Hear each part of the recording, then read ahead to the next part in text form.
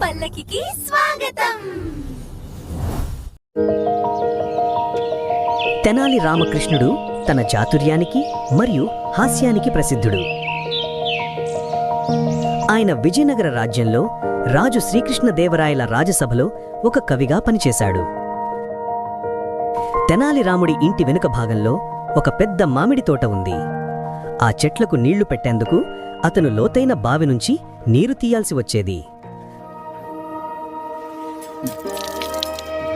ఒక సాయంత్రం తోటకు నీళ్లు పోస్తూ ఉండగా అతను ఇంటి దగ్గరున్న పొదల మధ్య 2 దొంగలు దాక్కున్నారని చూశాడు. వెంటనే తెనాలి రాముడికి ఒక తెలివైన ఆలోచన వచ్చింది.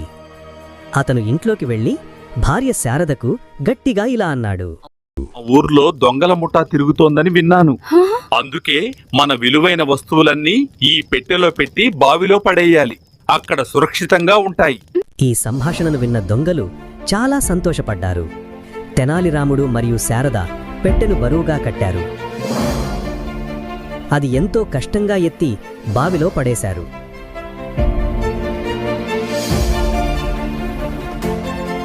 ఆ తర్వాత వారు ఇంట్లోకి వెళ్లి నిద్రపోయారు.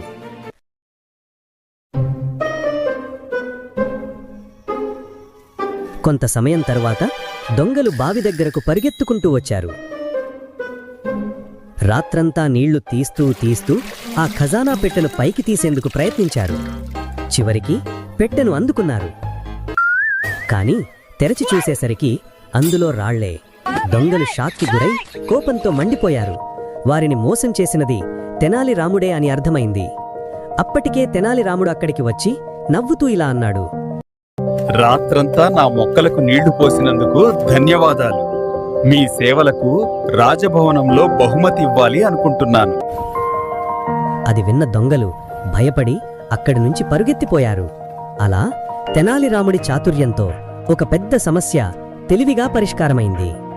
ఈ కథలో నీతి: తెలివిగా ఆలోచిస్తే ఎలాంటి సమస్యనైనా ఎదుర్కోగలం. కొత్త కథలు వినాలంటే సబ్స్క్రైబ్ చేయండి.